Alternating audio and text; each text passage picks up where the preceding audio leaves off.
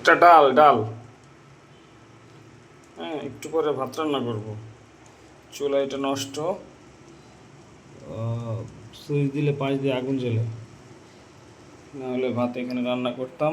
এই যে দেখো, এরপরে ডিম ভাজবো এটাতে করে, ডিমের পেঁয়াজ মরিচ। ওই যে ছেলেটা ছিল ওই ইয়াতে রাসেল, আবার বাড়ি গেছে আজকে, ওই জন্য মেসে খাবার নাই, বুঝছো? দেখো এগুলো কিনছে সব অল্প অল্প করে। এটাতে চাল, ডাল, মরিচ, এর মধ্যে পেঁয়াজ, এরপরে আলু। আচ্ছা, আমরা এখানে রান্না করি না, চিন্তা করলাম বাইরে না খাওয়ার চেয়ে একটু কিনে রান্না করি।